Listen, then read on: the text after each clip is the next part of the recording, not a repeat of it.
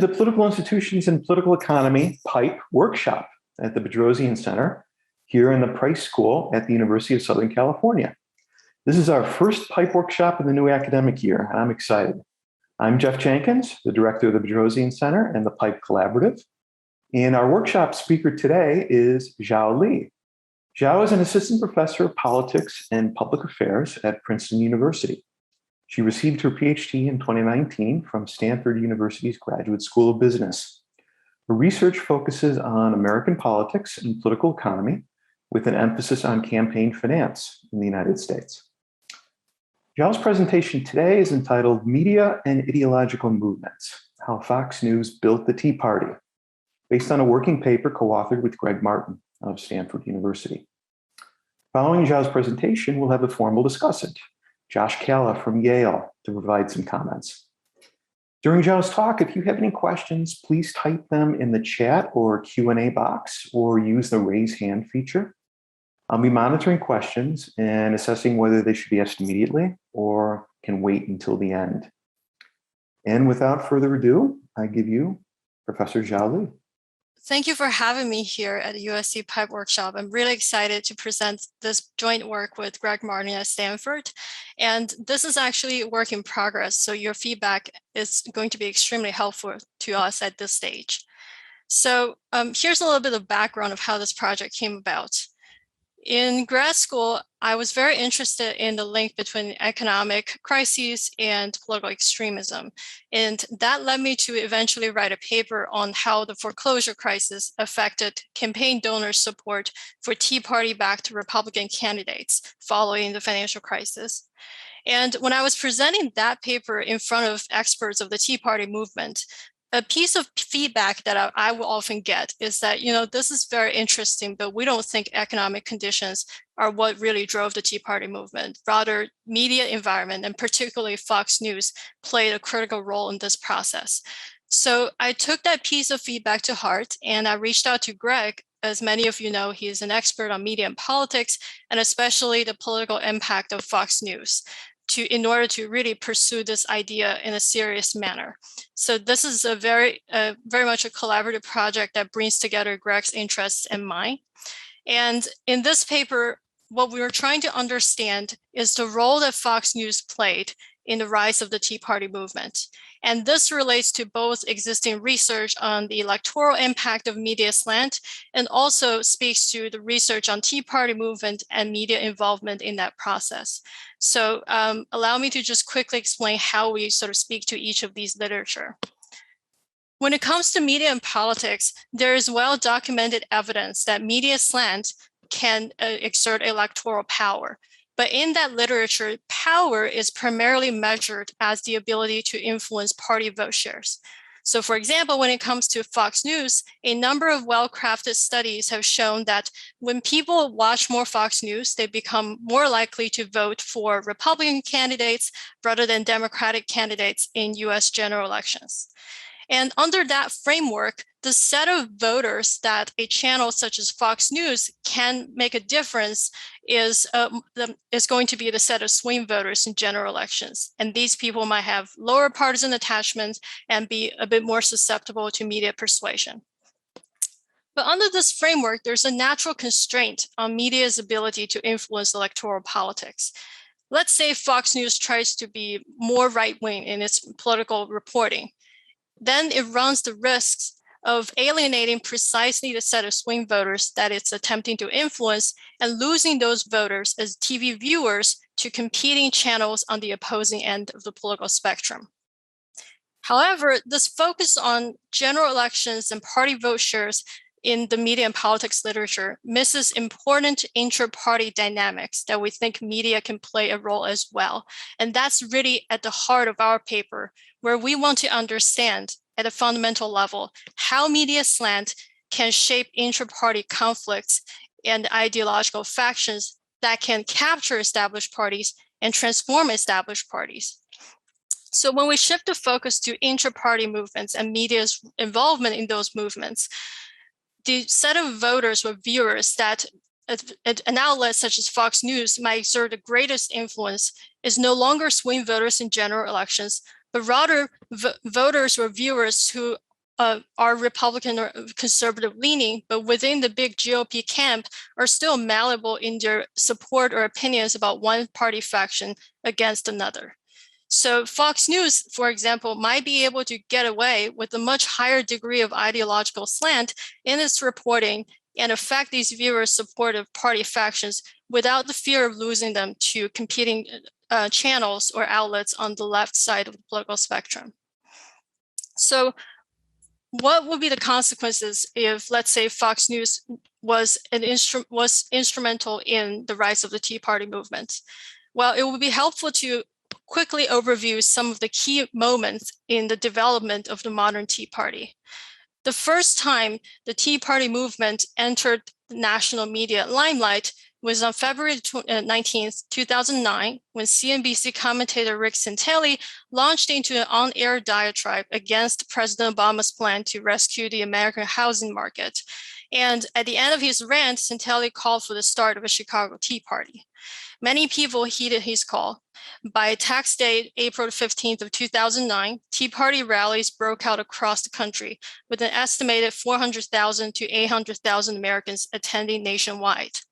This movement then transitioned from a grassroots movement to an electoral force, where Tea Party-backed Republican candidates led the GOP sweeping victory in the 2010 midterm elections and sending more than 40 Tea Party-backed Republicans into Congress for the first time. And once Tea Partiers attained power in Congress, they began to flex their muscles in terms of both policymaking and party leadership struggles. So as many of you might remember, on October 1st, 2013, Tea Party Republicans in Congress caused the government shutdown in an attempt to block federal funding for the Affordable Care Act. And this, as part of an ongoing struggle against the party leaders at the time, eventually led to the resignation of then House Speaker John Boehner on September 25th, 2015.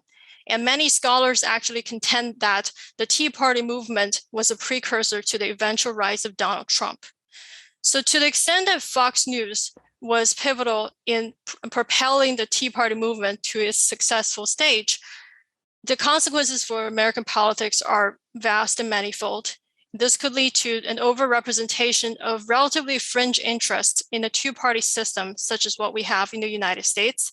And this will be achieved by capturing existing party, changing its party brand, and exacerbating elite polarization in the process. And the consequences for policymaking could be not only an increase in legislative gridlock, but also in some cases, an erosion of democratic norms and institutions. But what do we currently know about Fox News' involvement in the development of the Tea Party? Existing research have pointed to several ways in which Fox News coverage of the movement might have been favorable to it and might have propelled it to its eventual success. And that included raising the movement's visibility and perceived viability in front of a national audience, emphasizing the movement's appeals on identity and populist grounds, and also rebranding the Republican Party in the Tea Party's image. So it might not be surprising that in both survey and ethnographic research, researchers have found time and again that there is a large overlap between people who sympathize with the Tea Party movement and people who regularly consume Fox News. But one thing we do know from the media and politics literature is that there's a strong taste for like-minded political news among TV watchers. So it's actually very challenging to distinguish media persuasion effect from this selection into preferred news outlets. So it's our hope in this paper to really take on this challenge and to produce some causal evidence of Fox News' ability to influence the Tea Party movement. So what do we actually find? In my presentation today, I don't think I'm going to have time to walk you through all of the results, so I'm going to just give you an overview right now. Our current findings consist of two parts. In the first half of the paper, we conduct content analysis that compares Fox News programming to that of CNN and MSNBC, the other two competing cable news outlets at the time. And we do so on two fronts. We measure Tea Party slant in the language used by each channel during 2009 and 2010. And we also compare them in terms of the frequencies with which they invited Tea Party candidates to appear on air. And on both dimensions, Fox News did stand out from the other cable news channels, but only in 2010, and especially so during the primary election season. This timeline that we learned from the content analysis helps us to shed light on some of the causal findings that we currently produce, where our goal is to understand how exposure to Fox News affected support for the Tea Party movement at different stages of its development. In the earlier days of the movement, particularly in 2009, we don't have a ton of strong evidence that Fox News was an important player. We can't show that Fox News significantly increased attendance of Tea Party rallies on tax day of 2009, nor do we find any strong evidence that Tea Party challengers were strategically contesting certain congressional districts over others based on the Fox News penetration in local media markets. However, once the movement had fully transitioned into an electoral force, Fox News did appear to mobilize critical electoral resources to Tea Party candidates, especially during the primary stage. And we see this both in terms of campaign contributions given to Tea Party candidates and primary voting in favor of those candidates in Republican primaries in 2010. So our tentative conclusion is that even though Fox News did not start the Tea Party, it might have stepped in at a critical moment in the movement's growth to lend its support. So the rest of my presentation will allow me to expand on some of these findings in details. So just a quick word on data collection. We leverage a variety of data sources. And of course, the most important question is how do we actually define Tea Party candidates? Here we follow the protocol set by Scotchwell and Williamson, and we focus on 2010 congressional candidates, Republican candidates, and consider them to be a Tea Partier if they were either one of the founding members of the House Tea Party caucus in 2010, or if they have received endorsement from one or more of the Tea Party activist networks at the time. And the rest of the data sets include broadcast transcripts for the 3 major cable news channels, congressional speeches during 2009 and 10, zip code level channel positions, ratings, and cable system characteristics, county level data on Tea Party rally attendance, zip code level itemized campaign contributions data, our original collection of precinct level Republican primary election returns in 2010, and demographics data at different geographic level from the census. I'm happy to take questions about any of these data sources in the Q&A. So the first half of our paper focuses on content analysis, and specifically, we want to compare the Fox News channel, sometimes also referred to as F and C, to CNN and MSNBC on 2 dimensions. The first is what we call the Tea Party language score, and the second refers to Tea Party candidates on-air appearances. So how do we construct this Tea Party language score? We leverage the fact that there were 40 Republican members of the House that were founding members of the Tea Party caucus in 2010. And they, like any members of Congress, made congressional speeches. So the first thing we did was we take the speeches made during 2009 and 2010, and for each year, we select 1,000 top 2-word phrases or bigrams that best distinguish Tea Partiers relative to members of Congress without affiliation to the movement. And this is following Janskow and Shapiro's chi-square criterion. So intuitively, these are bigrams that were adjusted for frequency spoken most frequently by Tea Party members of Congress and least frequently by the rest. So here is a snapshot of some of the top bigrams that we found in this process. In 2009, as you can see, the focal point of discussion by Tea Party Republicans in Congress was the Acorn scandal.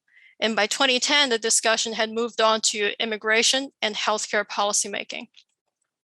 What we do after this point is that for each year, we estimate an elastic net regularized regression, where the left-hand side is whether a given member of Congress was affiliated to the Tea Party movement, and the right-hand side is a matrix of the frequencies with which they spoke those top 1,000 2-word phrases or bigrams. So this gives you a mapping from speech to Tea Party affiliation. Once we obtain these regression estimates, we can then project them onto the broadcast transcripts we have of the 3 cable news channels in order to project a Tea Party language score for each channel by month for 2009 and 2010. So here's the timeline that we learned from this exercise, where this shows you the Tea Party language score estimated by month for CNN in purple, FNC or Fox News in red, and MSNBC in blue. As you can see here, and somewhat different from the conventional wisdom of research on the Tea Party movement, we don't find a huge difference between Fox News and the other 2 channels in the early days of the movement, so particularly in 2009. However, by 2010, and especially during the primary election season, Fox News language was much more resemblant of Tea Party members in Congress relative to both CNN and MSNBC. The next thing we did in our content analysis section was to look at on-air appearances made by Tea Party candidates during the 2010 election cycle. And to do that, we first identify all unique speakers in broadcast transcripts for these channels, and then we find a subset of them as Tea Party candidates based on fuzzy name matching. This leads us to calculate the fraction of words spoken on air by Tea Party candidates for each channel by month. And here's the timeline. Again, there's not much difference across the 3 channels in terms of airtime awarded to Tea Party candidates in 2009, but by 2010, Fox News absolutely led the way. And this is especially so, once again, during the primary season of 2010. Actually, by the time general election came about, both Fox News and MSNBC featured these candidates more prominently than CNN. So our tentative conclusion from the content analysis section of the paper is that in terms of both Tea Party slant and Tea Party candidates on-air appearances, Fox News actually didn't noticeably stand out from CNN or MSNBC in 2009. But this difference began to emerge by 2010, and it's most prominently so during the primary election season, where Fox News programming became more pro-Tea Party in its slant and also more pro-Tea Party in terms of the airtime it afforded to Tea Party-backed candidates. And these timelines are going to be helpful for interpreting some of the causal findings that I'm going to present next.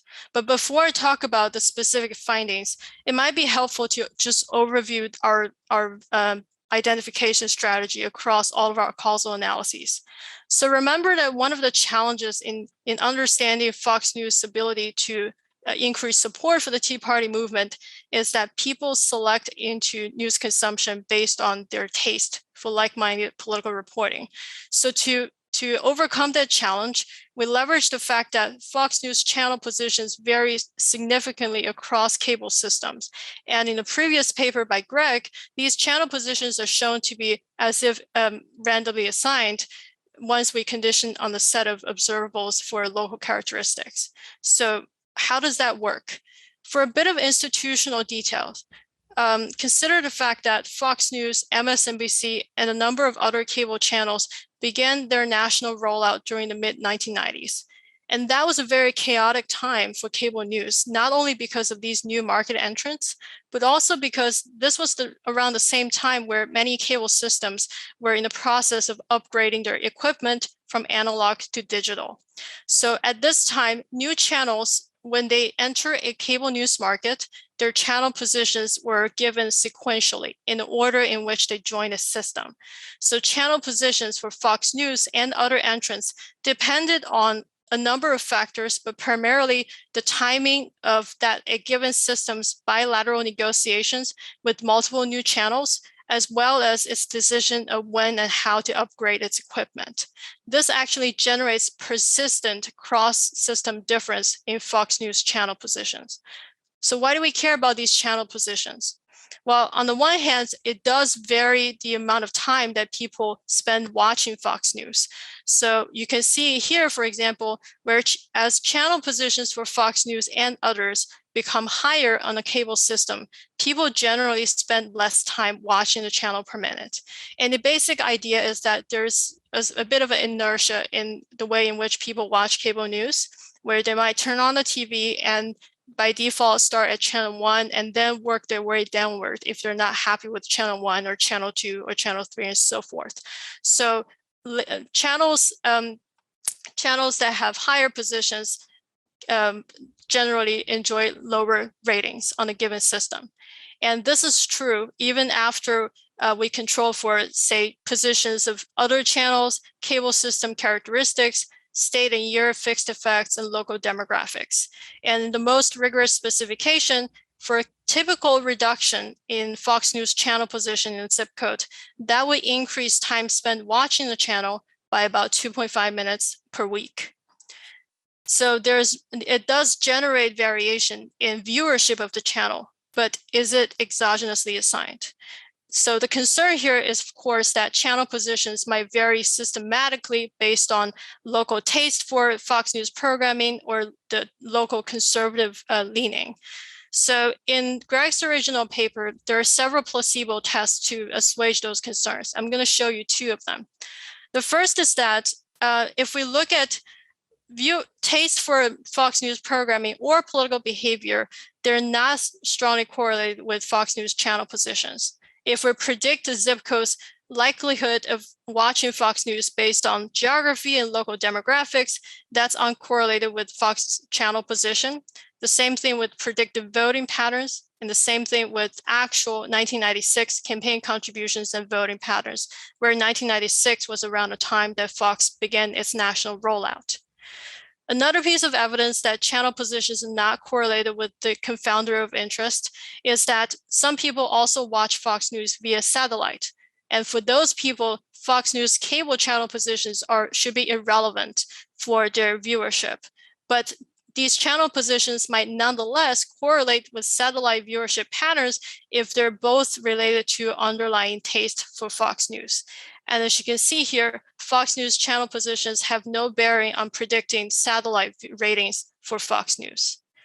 So if you're willing to accept channel positions as a plausibly exogenous variation on how much people spend time watching Fox News, then we can discuss some of our core causal findings. So the first thing we look at is Tea Party rallies. And in the scholarship on the Tea Party movement, there's a lot of discussion on how Fox News might have helped to spread the word of the Tea Party rallies ahead of their planned date, and thereby solving coordination problems for these rallies. And there is definitely descriptive evidence in support of that view.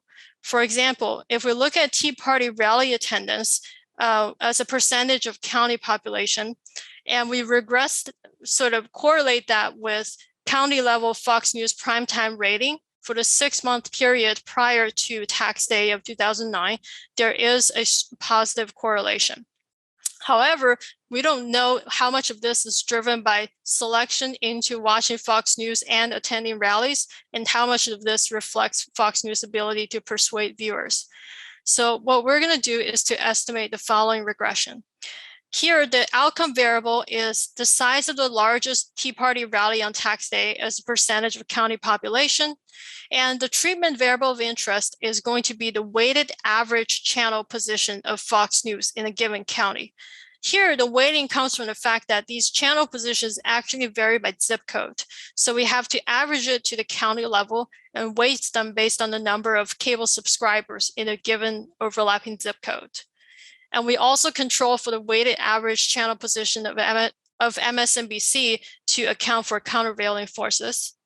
And because we're sort of referencing an earlier study on Tea Party rallies, where rainfall was used as an instrument for rally size, we account for the fact that rainfall reduces turnout of these Tea Party rallies with an indicator of rain in a county on tax day. We also include a battery of different control variables, including county level rain probability deciles, population deciles, region fixed effects, cable system characteristics, local demographics, and prior voting outcomes. So the conjecture here is that the treatment effect of interest, beta F and C, is going to be negative. What does that mean? That means the higher the channel position of Fox News in a given county on average, we should expect, first of all, lower viewership of the channel, which should then reduce the size of the largest Tea Party rally insofar as we believe that Fox News increased turnout for these rallies. And we do find these negative coefficients as predicted. But as you can see here, they never attain conventional levels of statistical significance. So we actually don't have any concrete evidence at this point that Fox News, or rather exogenous exposure to Fox News, noticeably increased turnout at these Tea Party rallies. And though it might be surprising given some of the existing literature's claims, it's somewhat consistent with the timeline that I showed you in the content analysis part of our paper, which demonstrates a relative lack of pro-Tea Party slant in Fox News programming in 2009. So it is possible that some of the existing claims of Fox News' pivotal role in Tea Party rallies might simply reflect the selection effect that the media and politics literature is well aware of. But once the movement had transitioned from a grassroots movement to electoral force, and by 2010, we might be able to find stronger evidence of Fox News' ability to persuade viewers to support the Tea Party movement. And once again, remember, from the content analysis part of the paper, we showed that by 2010, Fox News was noticeably pro-Tea Party in the language that it uses in its programming, and it also gave Tea Party candidates more airtime, particularly during the primary season. So it's natural to ask, did Fox News increase campaign fundraising and primary voting in support of Tea Party candidates relative to other Republican candidates without the backing of the movement? So let's look at, first of all, campaign contributions.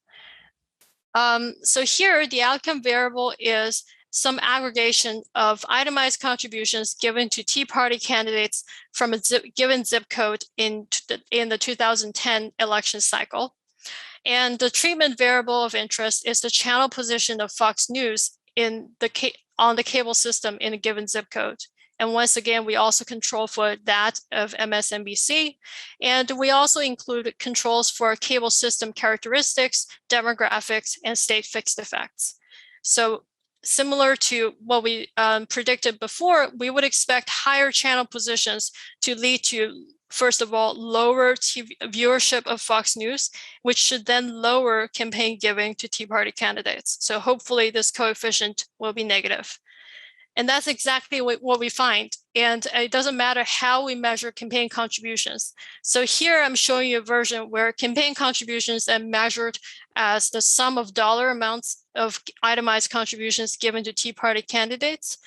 We find similar qualitative evidence if we look at the number of unique itemized donors that gave to Tea Party candidates during the cycle. So it seems like exposure to Fox News led to a fundraising boost for Tea Party candidates. And the effect is not only precisely estimated, it's also economically meaningful. So for a typical reduction in Fox News channel position in a given zip code, we would predict itemized contributions to Tea Party candidates to increase by about 14 percentage points relative to baseline value. So that means an additional $500 in a zip code relative to the baseline of $3,600.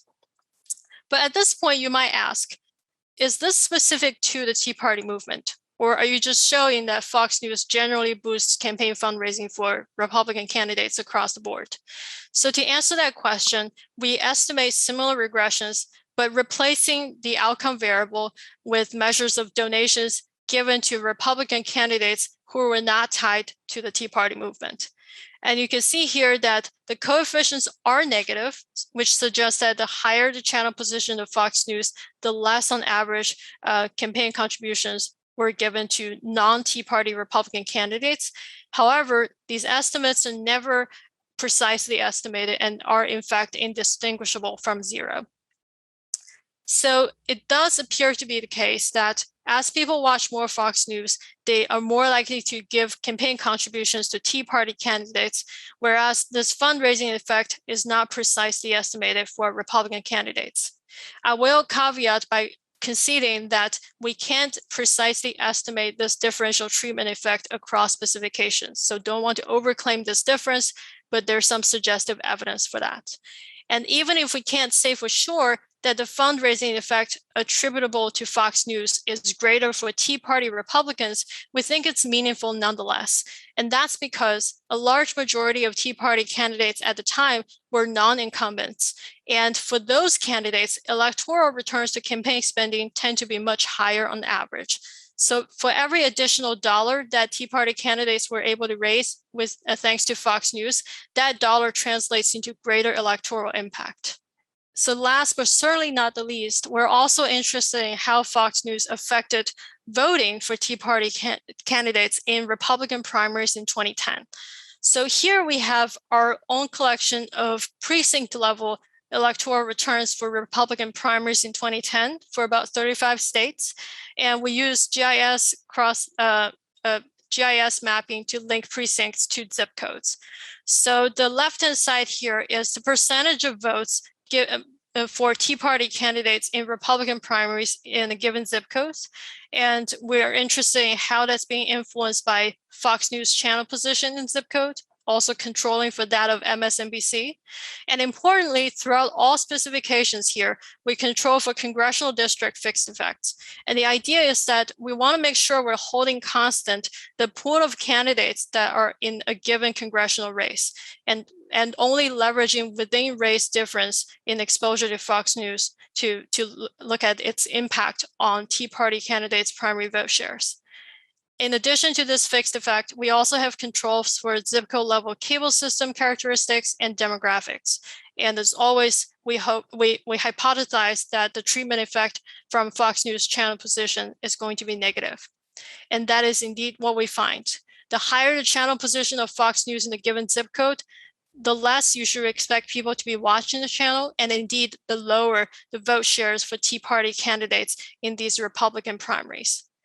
And we know that we're isolating Fox News persuasion effect here because the fixed effects at the congressional district level helps us to hold the candidate pools constant. And here the effect is also sort of substantively meaningful. For a typical reduction in Fox News channel position in the given zip code, we will predict Tea Party candidates' primary vote shares to increase by about 1.9 percentage points. And that could have been pivotal in a number of primary contests that involved Tea Party candidates. So to conclude at this point, our current findings consist of two parts. In the content analysis section, we compare Fox News to CNN and MSNBC in terms of both Tea Party slant based on analysis of their language and the amount of airtime they afforded to Tea Party candidates. And we find that Fox News did stand out from CNN and MSNBC in terms of its programming and support for the Tea Party movement, but this is primarily so in 2010 and most prominently during the primary election months.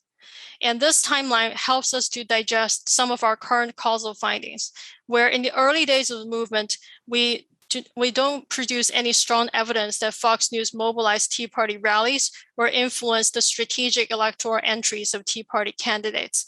But when the movement fully transitioned into electoral force, Fox News did increase both campaign giving and primary voting in support of Tea Party Republicans, and potentially at the expense of Republican candidates without the backing of the movement. So our tentative conclusion at this point is that Fox News did not start the Tea Party movement, but it may have mobilized electoral support for Tea Party candidates at a pivotal point in the movement's development. And this is especially so during the primary stage. And if we take a step back and think more broadly about ideological movements in the United States, there has certainly been no lack of attempts from both the left and the right to capture established parties. But perhaps many of them were not nearly as successful as the Tea Party movement because they lacked the backing of a powerful national media machine such as Fox News. And lest you think that this is something that just happened 10 years ago, it continues to have relevance today. So here I'm pulling a quote from Laura Ingraham earlier this year on Fox News. She said, and I quote, 10 years after the Tea Party movement reared up against the Democrats and the old GOP establishment, a populist America First movement is now the undeniable core of the Republican Party. We ain't never going back to the Bush-Cheney style of republicanism. So we hope you find this talk interesting, and we really welcome any feedback you may have for this paper. Thank you so much, and please don't hesitate to email me if you want to reach out after this workshop. Thank you. Thank you, Zhao. As I mentioned, we have a formal discussant today, Josh Kella from Yale, who is going to share a screen. Great. So thank you so much, Zhao. I think it's a fantastic paper. Really, really great work that you and Greg are doing. So I'm going to walk through like 10 or 15 minutes of discussant comments. I'll quickly summarize the paper. I mean, Zhao did a great job in her talk, so there's not much more to say. But for those of you who kind of checked out a little bit on Zoom, I'll briefly summarize the paper. Then I'll give a bit of comments on the transcript analysis and some questions I have about how Zhao and Greg's transcript analysis differs from some of the other work out there on Fox News and the Tea Party. Then I have a few just like really in the weeds data and analysis questions. So they might be a bit boring, but they're, I think, important, at least for me, to really understand what's going on in this paper. So I have a few questions about what the treatment is, what some of the dependent variables are that they're measuring. And I have some related analysis questions about suit fund standard errors and related concerns about multiple testing. And then finally, I have some comments about mechanisms and some next steps where I think Zhao and Greg might want to go.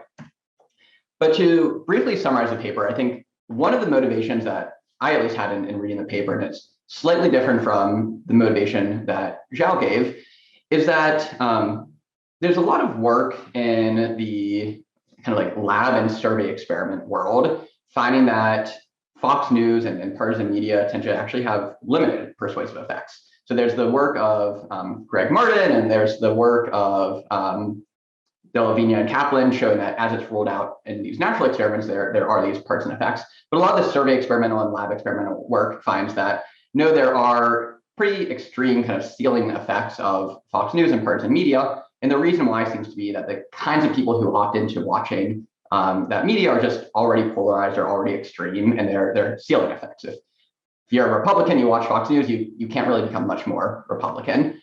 And implicit in kind of that understanding of the political effects of partisan media is a very narrow understanding of political effects, which is just vote choice in general elections.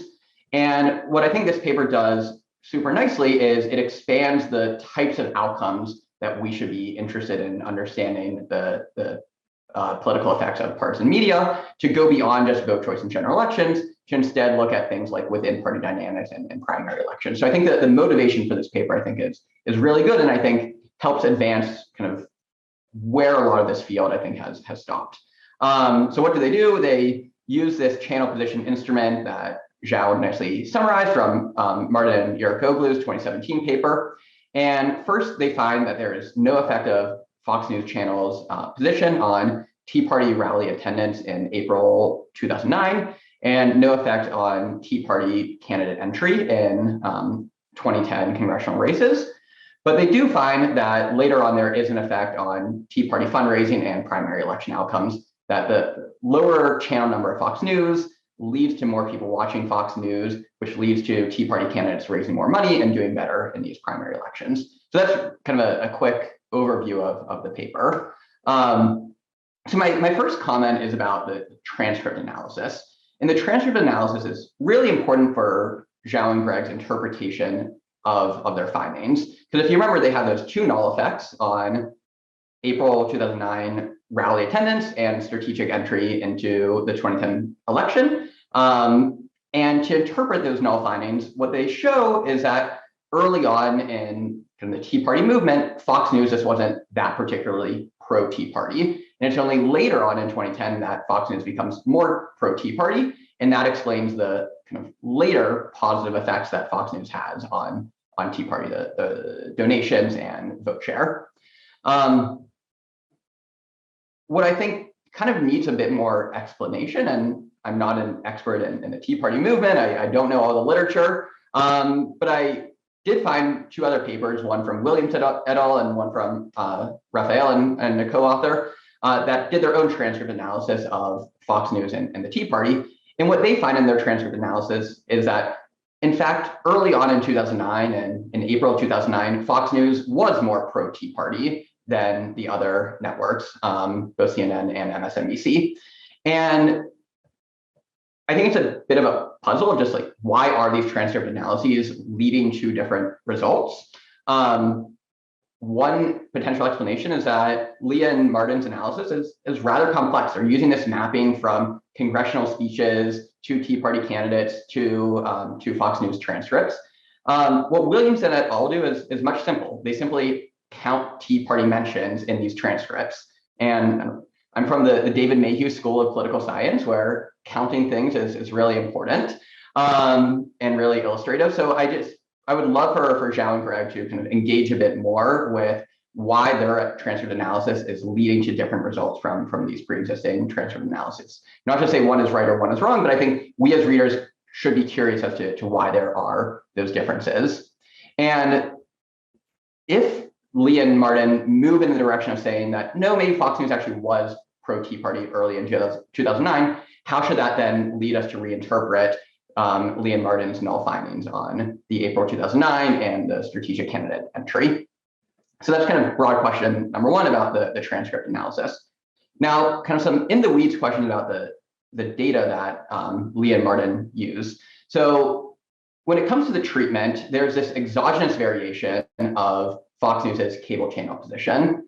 And one question I had is just, what is the unit of that exogenous variation? So in their paper, Lee and Martin talk about zip code as the source of exogenous variation, that across different zip codes, you will have differences in Fox News cable channel position. But what Martin and Yarkoglu in their AER paper write is that it varies by local cable system.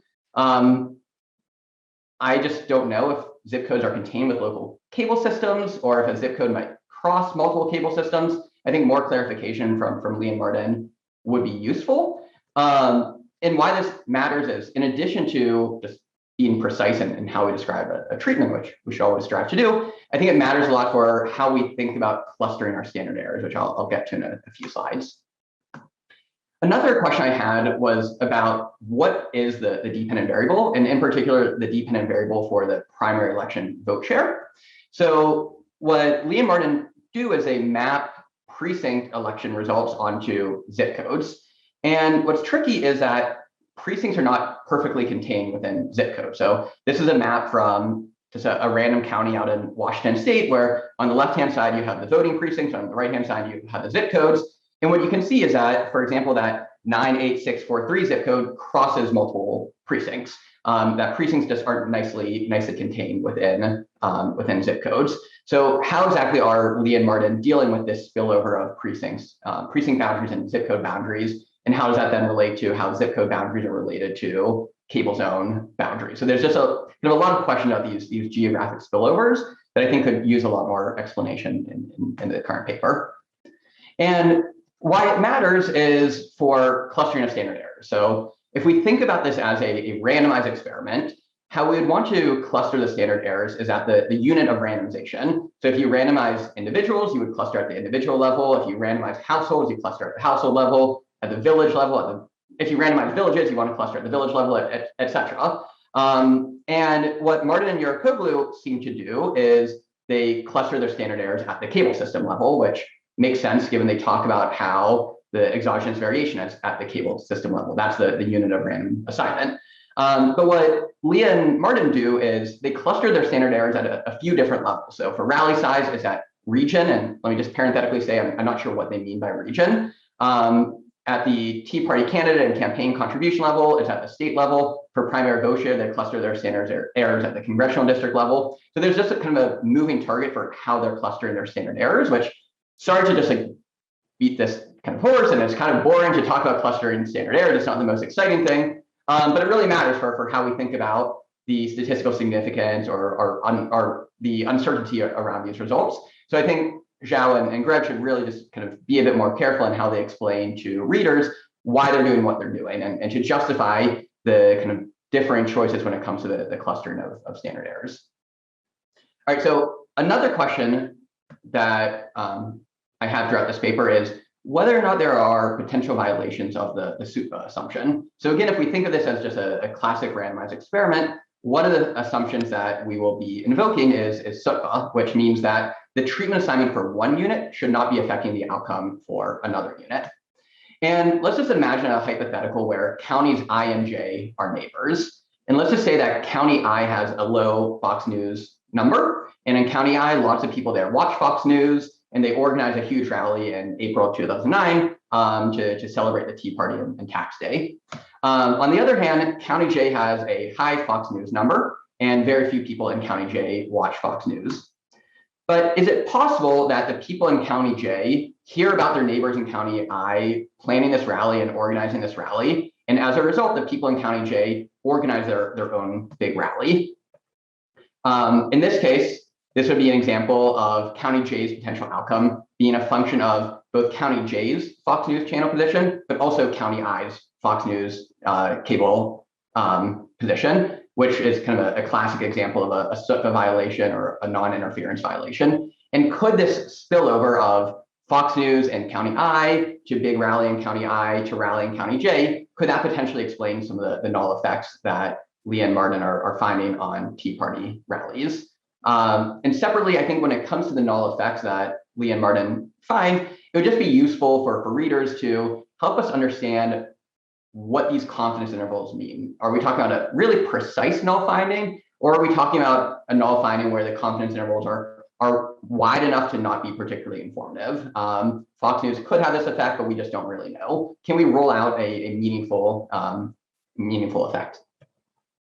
All right, so then the kind of last in the weeds empirical question that I have is just around multiple testing corrections. So in their paper, I think Lee and Martin report something like over 30 different p-values. And this instrument of Fox News cable position number has been used in other papers, and there are just lots of p-values floating out there for the effect of Fox News. And as far as I know, Lee and Martin don't do any sort of multiple testing correction to deal with the fact that there might just be false positives. If you look at enough data, if you run enough tests, you might get lucky sometimes. So I reanalyzed some of Lee and Martin's p-values using Anderson's 2008 JASA paper for false discovery rates. I just use the p-values from the tables where they're talking about a causal effect, so not the kind of the observational effects that they report in their paper. And I will just say a quick caveat that this might not be the right procedure, but it's the one I could do given the data I had, and I might have made some copy and paste mistakes, so this might be wrong. So hopefully Lee and Martin can do their own multiple testing correction. But what you find is that when it comes to both donations to Tea Party candidates and Tea Party candidate vote share in the primary races, that once you adjust for multiple testing, these effects no longer kind of reach the kind of conventional threshold of p less than 0.05. And not that I'm a stickler that every effect needs to be less than 0.05 in order to be published or be important or be meaningful, but I do think some engagement with the fact that this multiple testing correction does lead to somewhat different interpretations of the data, I think would be useful for readers and would make the paper just stronger and more transparent.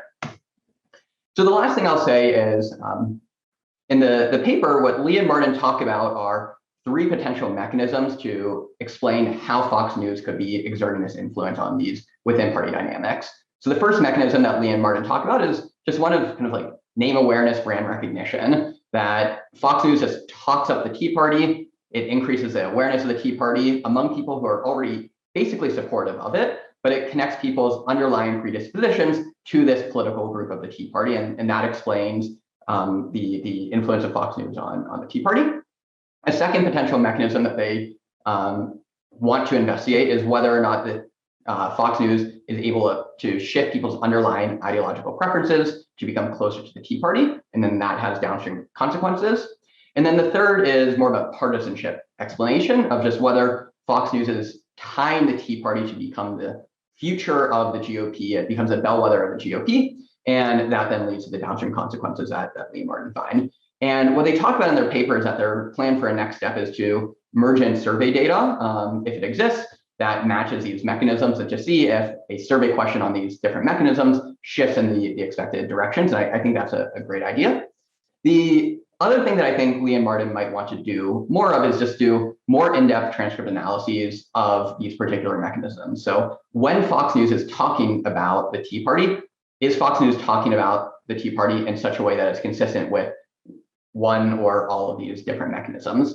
In addition to just mentioning the Tea Party, how does Fox News talk about the Tea Party? So I think that kind of more detailed, more qualitative transcript analysis could be quite useful for exploring these mechanisms. But the last thing I'll say is that even without pinning down a specific mechanism, I think this paper is really interesting and it's fantastic work. So thank you all so much, and I look forward to the rest of our discussion. Did you want to respond at all? Anything Josh had to say? Yes. I really appreciate Josh's comments. They're very thorough and very detailed, and I think this is going to be very helpful for Greg and I as we improve upon this draft. So I think I would just quickly respond to a few of them. Anything I don't respond to, I basically, or fully, I think Josh has discussed them very well. So you raised a great point about the content analysis part, and in particular, why is it that we don't find any difference between Fox News and the other channels in terms of our measure of a Tea Party language score, whereas other scholars, including Scotchwell and Williamson, have this plot that shows that Fox News was talking about the Tea Party or mentioning the words Tea Party more often than other channels before the Tea Party rallies.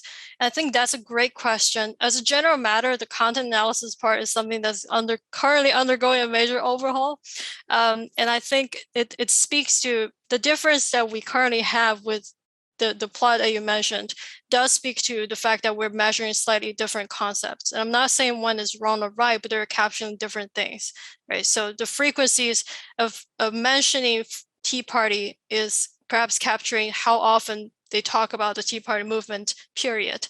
Whereas the Tea Party language score, which is it's kind of a method adapted from earlier studies that measure media slant, is perhaps a little closer to the idea of persuasion or ideological bias in reporting. So the language score is really capturing how much each channel talks like a Tea Partier, for lack of better words. So it's possible that maybe for mobilizing rallies, it's not so much, using the language that Tea Party politicians use, but rather just letting people know that, hey, there's a Tea Party event going on. So it's possible that in that particular context, especially when we're interpreting the rallies result, this may not be the best timeline. And we've been talking about a few different ways to improve upon the content analysis section. And this is definitely something we want to bear in mind. And then a related question that Josh mentioned is, let's say that Fox News was in fact heavily promoting the Tea Party rallies and doing so very effectively, then why do we not find any strong evidence that Fox News led people to attend the rallies?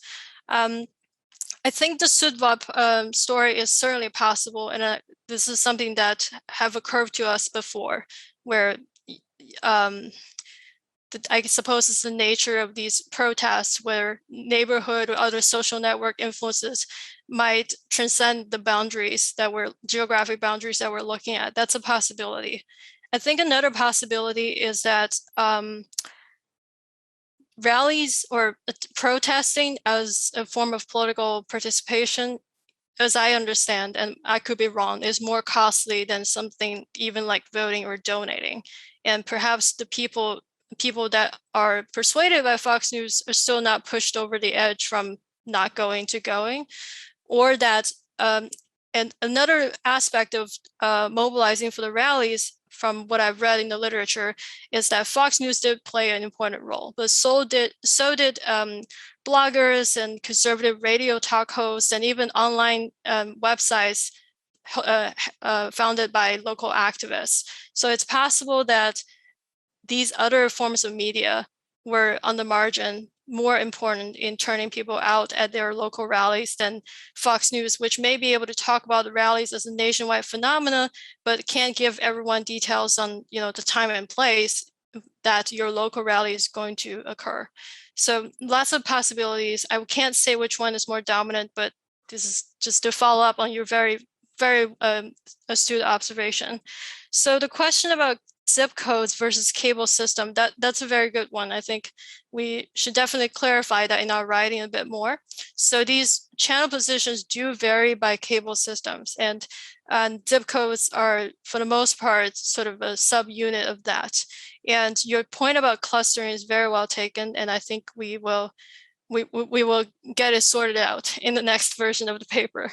And this, as the other question about geography is precincts versus zip codes. So what we ended up doing is that these primary election results are measured at precinct level, and we just look at the precinct that has the biggest geographic overlap with a given zip code, and then we cross-link them that way. That's how we're currently approaching it. And definitely the point about multiple testing is well taken too, and we will have probably a better discussion on that in the next iteration of the paper. But thanks again for these very thoughtful comments, and I know that Greg and I both really appreciated your feedback. Josh, any follow-up before we go to questions at all? No, I mean, I think it's a fantastic paper, and I think these are all like things that Zhao and Greg can work on, and sounds like they are working on. So I'm excited to see the next version of the paper, because yeah. Okay. So I had a couple questions. I didn't have a chance to read the paper, and maybe the answers are in there. And then we had a couple from the audience, and anyone who's still attending, please feel free to write in the chat or the Q&A box, and I think we'll have some time to get to you. I just had a couple of thoughts, and these questions were, a couple of these questions maybe are better suited for Greg when he wrote his original paper than you, but I'm an old guy, or an older guy, and I've had cable for a while. And I can remember that, 10, 15, 20 years ago, I can't even remember exactly when the cutoff was. A channel like CNN or Fox News would have multiple spots on the dial. So there was something called, we used to call it low definition, but it was called standard definition back in the day. There was a standard definition spot. I don't know if that was akin to analog at the time. And there was a high definition spot. And oftentimes cable will have multiple high definition spots for a channel. Given some of the stations I watch, some of the sports stations I watch, you could find it a couple different places on the dial. So how did maybe Greg, or how do you and Greg deal with this? That you can find Fox News in different spots? My recollection, which I hope is correct but could be wrong, is that when that happens, we take the earliest, the lowest channel position available. But I don't want to speak for Greg, and my recollection may be faulty. Yeah, because I remember when I first went HD, right? And I had always kind of been, channel 1, 2, 3, 4, 5, 6 and whatnot, right? And those were suddenly on my cable box standard definition stations, right? With kind of a blurry, on the screen now on my high definition. Then I had to go find them, right, on the high definition part and I would think, my recollection was that the spots were different, right? The spots in, the ordinal spot on the standard definition menu was different for the channels than on the high definition.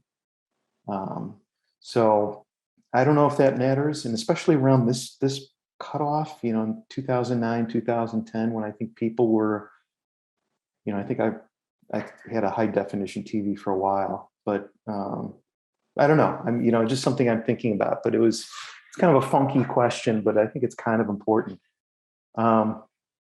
Another question there. Does cable coverage, and what I mean by that is how many people in a zip code have cable, does that matter at all? And does differential pricing by zip code matter? And can you leverage competing cable companies within the same zip code? I always kind of, I probably would joke in the past, and I know a lot of people would joke, say something like, Comcast is a monopoly in my area, right? If I want cable, I can only go through Comcast. And I don't know if that's true. You often hear how these cable companies are monopolies, but I want to say that I've always had at least more than one option on cable companies within a given. And, things like coverage, channel coverage and pricing mattered. And, the ability of, if I had a problem, how quickly, the service tech could get out. So I wonder if you could leverage that at all in anything you're doing. It could be kind of interesting. So those are the kind of the goofy cable questions that I had. We can go to some of the other ones. The first question I wrote was, when you were doing the contributions to non-Tea Party Republicans, right? I wasn't sure exactly whether you were looking at all of the non-Tea Party Republicans or whether you had kind of matched on ideology prior to that. And we're looking at those non-Tea Party Republicans who were most like the Tea Party and see what they were getting in terms of contributions. So I thought I'd ask about that. Yeah, these are great questions. I'm afraid that I'm not the best person to answer the questions about cable system. I want to say that multiple system, at least certainly at the zip code level, I don't believe it was a key concern, but I will defer to Greg on that. Okay.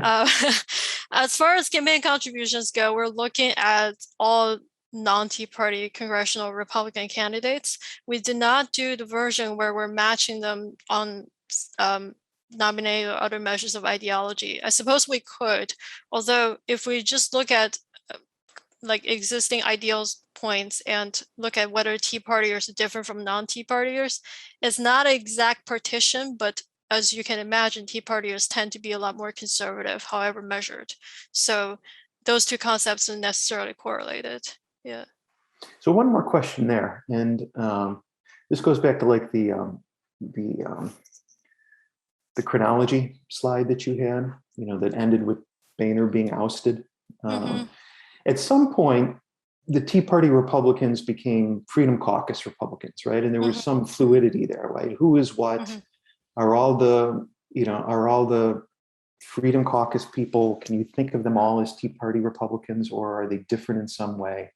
I'm not sure that really matters because you're only looking at 2009, 2010, right? And the chronology kind of goes forward a little bit and becomes a little blurry. Probably doesn't matter for what you're doing, but if there's anything more you want to do in the Tea Party and the Republican Party, I think that probably requires some sorting out. Absolutely. I think you're right that we don't consider those caucus members primarily because we're focusing on the 2010 cycle. But certainly, conceptually speaking, a lot of Tea Partiers eventually migrated or at least joined Freedom Caucus and the Liberty Caucus. And many of those caucus members actually were exactly the Tea Party candidates that were electorally endorsed by activist networks back in 2010. So there is that continuation there. Okay, so I'm going to go to the Q&A questions now. I don't know if you could see them or not. One anonymous attendee asked, did your research consider, or did you consider while you were doing the research, any kind of interaction or coordination between Fox News and GOP donors, like GOP mega donors, and the impact that might have had on the growth of the Tea Party? That's a great question. I wouldn't say we have done anything concrete about that question, but it's been in the back of our head for a while because at a more fundamental level, and I think this might speak to some of the other Q&A questions as well, is we're trying to understand what was Fox News' motivation behind this period in time. And if we so to the extent that it had an incentive to promote the Tea Party movement, why was it the case? Part of it could be just pure profit driven, that pro-Tea Party content sells among its viewers, and that's why they're doing it.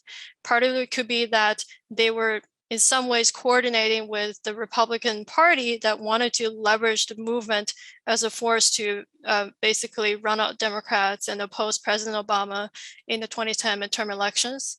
And part of that could be that Fox News high-level executives were speaking to some of the mega donors at the time that were also bankrolling some of they were genuinely grassroots movement, but they did have financial backing from some of the GOP mega donors.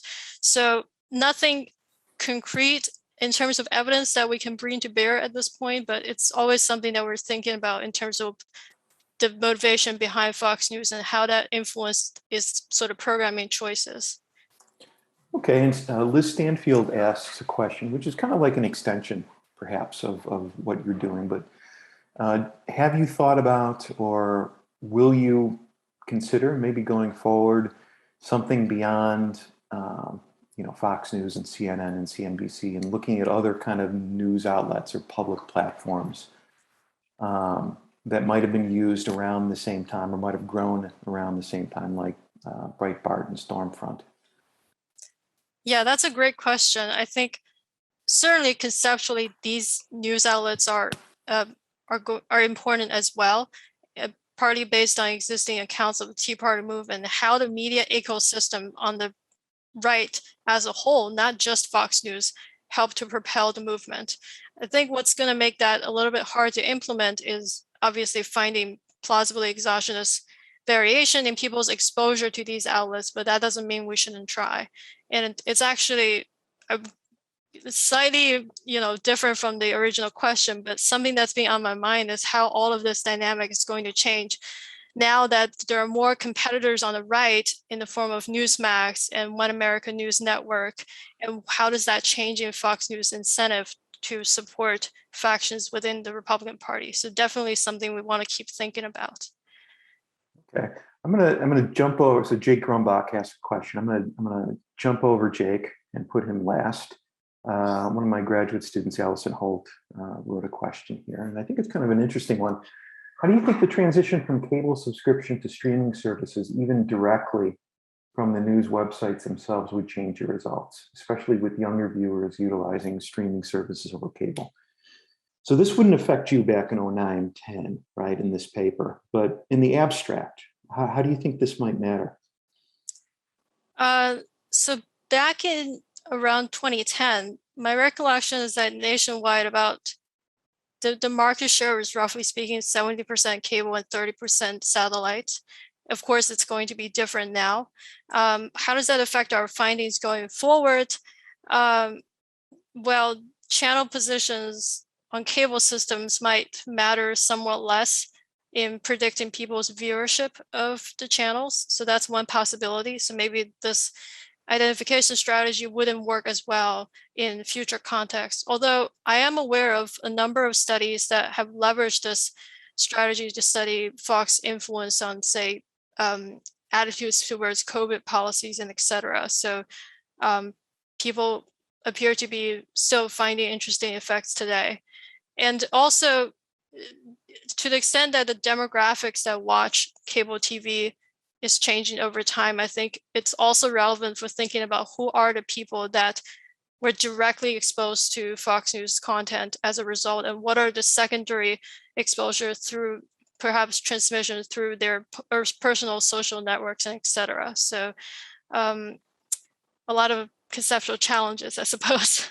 Yeah, absolutely. Okay, so now we'll finally get to Jake, right? So I'll read Jake's little box here. Outstanding project and talk, Zhao. Your theory talked about the trade-off between influencing moderates versus GOP primary voters. But Martin and Yerkelu's theory of Fox emphasizes the trade-off between profit, ratings maximization, and influence maximization. Is the Fox News trade-off between profit and influence different in the Tea Party case versus inter-party competition case? I think it is different to the extent of what are the viewers that Fox News or any channel is afraid of alienating by being more ideological. So in the general election case, we're talking about swing voters. And if they find Fox News to be, say, too right-leaning for their taste, they can go to CNN, they can go to MSNBC, if those outlets are more proximate to their preferred positions. And what we're trying to say is that that constraint is somewhat less binding, certainly in the context we're examining. If Fox News was more concerned about affecting intra-party competition than inter-party competition, right? Because we're talking about viewers in the intra-party case that are predominantly Republican or conservative leaning. Some of them perhaps like the party establishment more, some of them like Fox News more, but regardless, they can all agree that Fox News is closer to the content they prefer than what was being put out by the competing channels. So in that case, Fox News, even if we were to, be very explicit about its support for the Tea Party faction of the Republican Party, there's certainly less fear that they're going to lose a share of its conservative viewers to the more left-leaning outlets at the time. So I think that was where the margin of profit versus persuasion is a little different in the inter-party competition case versus the intra-party competition case. Okay, I think that's it for the questions. I had one more, and I'm a little bit outside of my area here, but I just thought about it since I've been thinking about these issues more generally. But what about general issues of compliance, right? Do you have some sense that, do you have some sense that channel ordering actually does matter? Have you asked people, in some post-treatment kind of way, whether they are more likely to watch if the station is at X versus Y? This is about whether people are actually being treated or not, right? Yeah. So I don't think I'm aware of sort of survey evidence where you ask people about this, but in Greg's earlier paper, they did leverage both actual recorded viewership of cable news based on cable subscribers data submitted to Nielsen and also media surveys. And I think you can actually observe, so this is revealed preference, that people watch the channel more when channel positions were lower under a cable system. Lower being the smaller numbers. Yeah. Yes. Yeah. So this is the typical kind of flipper, right? He has the person has the remote in their hands and they just go down. Mm-hmm. Okay. Yeah, I mean, I think that makes sense. It's also kind of interesting, right? That here's another stupid, I must be like the cable expert or something like that. All these cable questions are coming to my head. I've been out, I've lived in different areas, right? And I've had different cable systems and had different cable boxes and whatnot. Here's kind of a goofy observation that may or may not matter. But when you flip on the TV, right? Flip on the TV and the cable box, sometimes sometimes I flip down, it starts at number 1. That's the station that pops up when you flip it on. Sometimes it would start at like 300. So it doesn't always start at the same place based upon where I've lived, what cable network I've used, or cable, company I've used, what like box I've used or whatnot. I think the assumption is it starts at 1 here, right? Everywhere at every time. And I think I have some data points to suggest that's probably not true from my history. And I'm not sure if that matters or not. It probably, if 3 was just number 1 for the digital, for example, right? If the low def or the standard def started at 1 and the 300 started at the digital, I suppose that wouldn't matter as long as the ordinal position of Fox News was the same on the low def and the high def, I guess. I would hope so. I don't know if we have data on what's the default channel position to start with on a given system, but I can definitely check in with Greg about it. Yeah, you might want to ask Greg. And if people ever watch this, right, they'll think that I'm like this big cable expert, right? And I'm really not. I really don't watch much at all. But these are just little bits and pieces from my long history with Comcast and Spectrum and various other companies. One other question. Can I jump in with that question? Yeah, so one thing that might be useful, Zhao, is, and Jeff's question made me think of this, of just like what the compliance rate is. So you find something like what a 1 standard deviation change in Fox News' cable position changes Republican primary vote share by like 0.2 percentage points. Is that right? I want to say 1.9 percentage points. Or 1.9 percentage points, okay. Yeah. What does that mean at the individual level? Like, is there a way to think about at the local average treatment effect? And is there a way to then contextualize that relative to campaign effects, campaign persuasive effects, campaign turnout effects, whatever it may be? Like what's happening at the individual level? Because it's just hard for me to really wrap my head around this like change in Fox News cable position leads to a slight change in number of minutes watched, which leads to a change in vote share. It's all very aggregate, but there are people at the end of the day. And Like, what is the persuasion effect at a person level? Is there a way to contextualize it that way? Yeah, that's a really good question because so ideally we would love to know how this is affecting viewership of the channel at the individual level and also be able to observe their vote choice. So the second half is a goner, but even with the first half, that's something that Greg was able to do in his earlier paper because there are surveys that both record people's reported political participation and choices and can be linked to their viewership patterns. And that's something we don't have here because there are no surveys that ask, to our knowledge, that explicitly ask, do you support Tea Partiers versus non-Tea Party Republicans that can be linked to our cable data. What I can say based on the combination of these two papers is that in his original work, when they were able to leverage the surveys, they found and recorded cable viewing, they found that the instrument was pushing people to watch more Fox News, both on the extensive margin and on the intensive margin. So some people began watching as a result of a lower channel position, and some people watched a little more as a result of that. And I think at the zip code level, first of all, both of those things could be happening, but also, I think there is possibility that one person started watching Fox News more and they started talking to their household or their local friends or families about it. So it's some combination of potentially all of those things happening that contributed to changes in aggregate political behavior. Okay, Zhao, Josh, any other questions at all? Any thoughts you want to convey at this point? I think we have. Okay. I think we have it all from the audience. That's it. I actually want to ask a really quick question to Josh. So I know you had this amazingly exciting field experiment on Fox News watching, and I just wonder if our current findings sort of sound about right or perhaps not so right based on what you've seen in your study. That's an interesting question. I should have thought about that. Yeah, why don't let's take that offline. Okay, all right. Yeah, we're still working on writing up that paper, and we'll have more results, I think, in the next couple of weeks, and definitely by March time when I'll see you. So yeah, more soon on that, Joe. Okay, sounds great.